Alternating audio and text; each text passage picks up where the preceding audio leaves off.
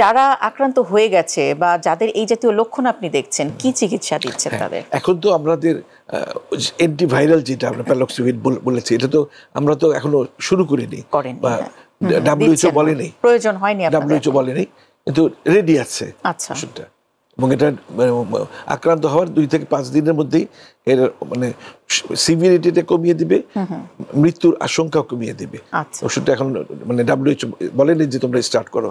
এখন আমরা আগের মতো অ্যান্টিবায়োটিক দিচ্ছি, বা তারপর মন্টেলুকাস্ট এগুলি সব দিচ্ছি, ভাইটামিন দিচ্ছি। তবে আমরা রোগীকে বলি যে প্রচুর পানি খাবেন।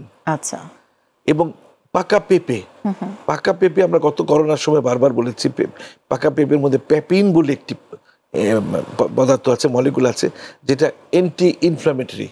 এবং পাকা পেঁপে রোজই খাবেন। পাকা পেঁপে একটা প্রিভেনশনের জন্য খাবেন, যদি ডিজিজ হয়ে যায় তাও খাবেন। ফ্রুটস সব ধরনের ভিটামিন সি সমৃদ্ধ যত রকম ফ্রুটস আছে, লেবু আছে, কমলা আছে, কমলাটা বেশি করে খাবেন যাদের হয়ে গেছে। এবং এমনভাবে রোগীকে রাখবেন একটা খোলামেলা পরিবেশে, সুন্দর পরিবেশে, এবং প্রচুর রেস্ট নিতে হবে। ওই যে বললাম ব্রেন ফগ হতে পারে সিভিয়ার যদি হয়ে যায়, রোগীকে রেস্টে রাখতে হবে, রোগীকে টেনশন ফ্রি রাখতে হবে, কাম অ্যান্ড কোয়াইট ভাবে রোগী কোনো এখন মানে ফুল কমপ্লিট বেড রেস্টে থাকবে। এবং যত বেশি রেস্টে থাকবে, যত বেশি মেন্টাল পিসে থাকবে, তত তাড়াতাড়ি রোগী ভালো হয়ে যাবে। কারণ সিভিয়ার ফর্মে যে এখনকার সময়ের কোভিডটা মানে লাংয়ের চেয়ে ব্রেনকে বেশি এখন সিভিয়ার যদি হয়ে যায়, লাংয়ের চেয়ে ব্রেইনকে বেশি এফেক্ট করবে, যেটাকে আমরা নাম দিয়েছি ব্রেইন ফগ।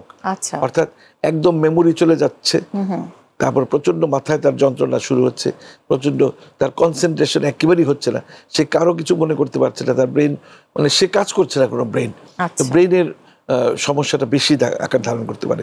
তবে প্রচুর যেগুলো শিশুদের ক্ষেত্রে খুব অ্যালার্ট থাকতে হবে, যদি খুব কন্টিনিউয়াসলি লুজ মোশন হয়, ভমিটিং হয়, তাহলে কিন্তু একজন বিশেষজ্ঞের সঙ্গে, চিকিৎসকের সঙ্গে সঙ্গে সঙ্গে যোগাযোগ করতে হবে। আর স্যার যাদের এই যে কোমরবিডিটি আছে, বিভিন্ন অন্যান্য সেটা আমি আসছি, যাদের কোমরবিডিটি আছে, যারা হাইপারটেনশন ভুগছে, ডায়াবেটিস ভুগছে, হার্ট ডিজিজে ভুগছে, বা সিকেডি বা ক্রনিক কিডনি ডিজিজে ভুগছে, তাদের ব্যাপারে তো ব্যাপক সতর্কতা নিতে হবে।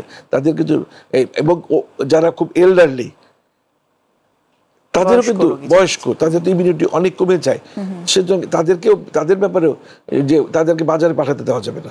মসজিদে গেলে তাদের ভালো করে মাস্ক পরিয়ে দিতে হবে, যদি নিজে পড়তে না পারে, যে না আপনি মাস্ক খুলবেন না, আলাদা জায়নামাজ নিয়ে যাবেন, আপনি নামাজ পড়বেন। এইভাবে এল্ডারলি পিপল, যারা কোমরবিডিটি আছে, তাদেরকে ব্যাপকভাবে এখন থেকে সচেতন হতে হবে, যাতে সেই ঘূর্ণিঝড়টা আর 10তম মহাবিপদ সংকেতে রূপান্তরিত না হতে পারে। তো প্রচুর পানি খাবেন। ভিটামিন সির কিন্তু খুব ভূমিকা আছে। আর যদি পারেন অন্তত 10 থেকে 15 মিনিট সকাল 9টা থেকে 10টা এই সময়টা একটু সূর্যের আলোতে থাকবেন। দেখবেন আপনি গ্রামে কিন্তু গতবার যে কোভিডে এত লক্ষ লক্ষ লোক মারা গেল, তো গ্রামে কিন্তু কোভিড হয়নি।